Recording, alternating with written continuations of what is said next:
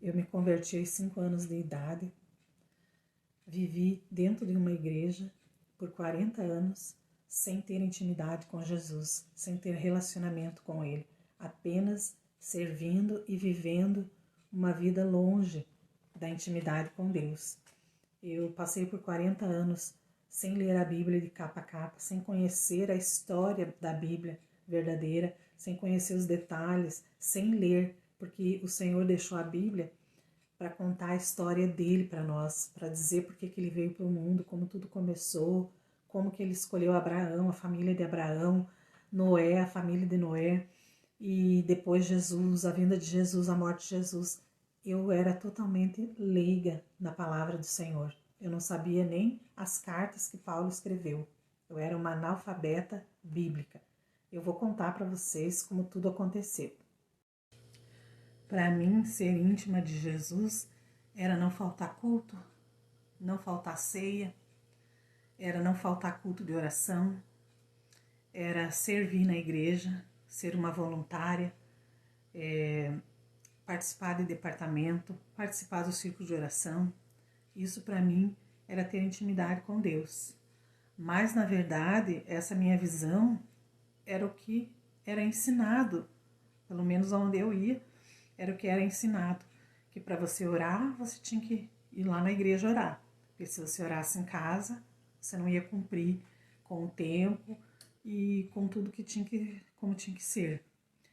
E para você ouvir a voz de Deus, você tinha que estar na igreja, porque teria que ser através do pastor, do pregador, daquele que ia ensinar a palavra naquele dia.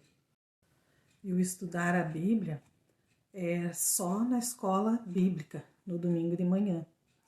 Lá, sim, eu poderia aprender, tirar dúvida e ter alguém que me explicasse sobre tudo que seria estudado naquele domingo ali, em 1 hora, 40 minutos.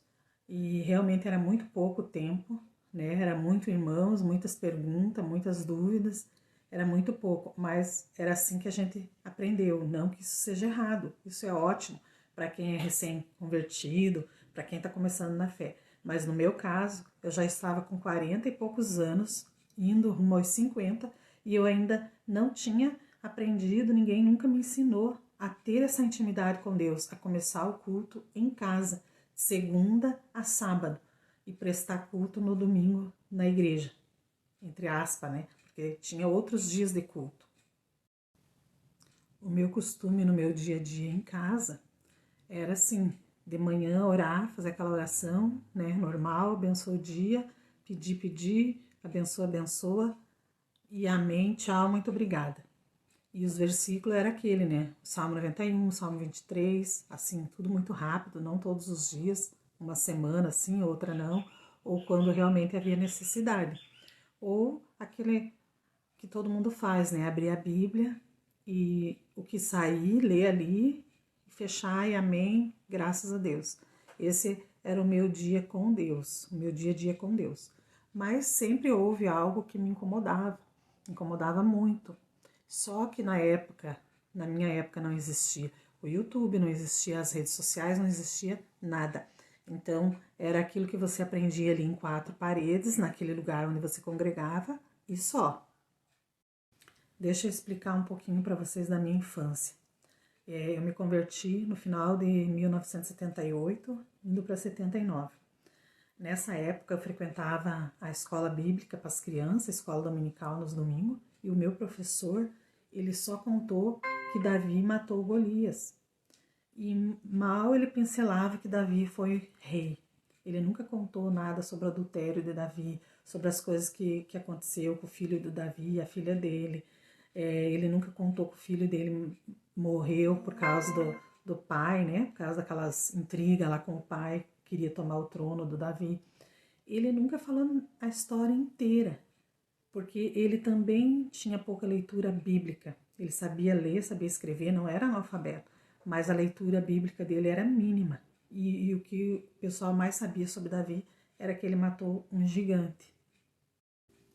O meu pastor nessa época era o meu padrasto. Ele era totalmente analfabeto, ele não sabia nem ler e nem escrever. Quando ele ia pregar, ele pedia para qualquer irmão abrir a Bíblia e eles liam um versículo e ele pregava o que Deus colocava na boca dele. Ele era muito usado, mas eles não tinham o costume da leitura bíblica, até porque ele não sabia ler, nem ele nem a minha mãe. A minha mãe também era analfabeta, não escrevia nem lia. Então, na minha casa não tinha livro, não tinha leitura, não tinha nada disso. Nós já crescemos nessa doutrina de a leitura, livro, isso aí para nós não tinha importância nenhuma, porque foi o que eles passaram para nós, né? No caso, não por querer, mas sim por circunstância. E a leitura, a Bíblia tinha, claro, mas não se lia, porque ninguém sabia, no caso, meus pais não sabiam ler. E isso tudo cooperou para a nossa falta de leitura e de estudo bíblico. Já veio já de berço, né? Já veio da minha casa. Mas com o passar do tempo, claro, eu aprendi a ler, aprendi a escrever, estudei, me formei. Mas não tinha esse costume. Era raro eu ler 1, 2 livros cada ano, cada 2, 3 anos. E também porque nós não tínhamos acesso, né? No tempo antigo era muito difícil, era muito caro, era poucos quem tinha, muito pouco quem tinha esse acesso. E a Bíblia a gente costumava ler assim, Salmo 91, Salmo 23, como eu já falei aqui, né? Os mais conhecidos. E muitas vezes era Salmo, Provérbios, era coisa assim muito batida na minha época. Na minha casa, né? O meu padrasto, ele falava, ó, abra lá em Salmo tal, tal. Ele citava os capítulos e os versículos da Bíblia e a gente lia, mas assim, bem aleatório. Mas ao contrário, eu não posso deixar de dizer, na parte da oração, eles oravam muito, muito. Era oração no monte, era oração na igreja, era muitas vigílias. Vigília tinha assim todo mês, 2 vezes no mês. Oração no monte era todo final de semana, todo sábado depois do culto, a gente ia para o mato e ia 18, 20 pessoas, crianças assim de 5, 6 anos, tava tudo indo e para cima, né? Só nenê que não. E lá a gente orava, a gente buscava, o poder de Deus realmente caía. A gente via os gravetos assim com fogo, né? A gente via libertação, cura, era coisa assim extraordinária. Nesse ponto, eles eram muito assim, buscavam muito a Deus. Era muita oração, muito poder, muita graça. Mas o tempo foi passando e eu comecei a ouvir muito, a ouvir bastante. E assim eu cresci. Com o tempo, mais ou menos em 2006, 2007, mais ou menos, eu comecei a ter acesso às redes sociais. Começou a chegar para nós computador, celular, o YouTube. E eu comecei a conhecer vários pregadores no YouTube. Eu assisti vários vídeos de pregação que eu nunca tinha ouvido falar daquelas pessoas, nem sabia que eles existiam. E alguns a gente ouvia na fita, né? Ouvia no DVD, no CD, que depois veio no DVD e assim por diante. Mas ao vivo, vendo no YouTube, começou a mudar tudo. E começou muitas pessoas a falar sobre a intimidade com Deus, sobre a oração no lugar secreto, sobre a busca diária de todos os dias, não apenas na igreja, mas na sua casa. E eu comecei a ficar pensando muito sobre isso.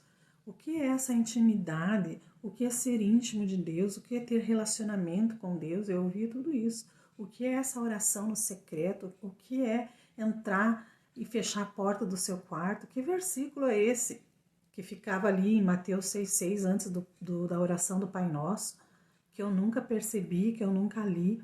E cada pregação eu aprendia uma parte da Bíblia. Cada pregação que eu escutava no YouTube, eu aprendia uma parte da Bíblia que eu nunca tinha visto. Eu ia procurar, eu abria e falava, não é possível que isso está escrito aqui, eu nunca vi. E eu comecei a me frustrar, porque eu comecei a reconhecer que eu não conhecia a Bíblia, que eu não conhecia as cartas de Paulo, todas eu não sabia dizer qual era, eu não sabia o nome de todos os discípulos. E ali eu fui vendo um monte de coisa que eu não sabia sobre a Bíblia. E eu comecei a ouvir muito também sobre ouvir a voz de Deus. Eu ouvi muito sobre o testemunho interior, que é a voz do Espírito Santo falando dentro de nós, no nosso íntimo, na nossa consciência, que eu várias vezes eu me confundi, Espírito Santo, com a carne, com as minhas vontades. E eu falei, não, eu preciso conhecer tudo isso. Eu comecei a buscar assim incansavelmente. E eu tinha muitas dúvidas, eu tinha muita falta de conhecimento sobre Jesus, sobre o Espírito Santo. Eu achava que o Espírito Santo era só falar em línguas estranhas na igreja e nada mais. E eu vou contar como foi que eu comecei esse caminho de intimidade com Deus, de oração no secreto, de ouvir a voz de Deus, de discernir a voz do Senhor. No próximo vídeo eu vou estar contando para vocês.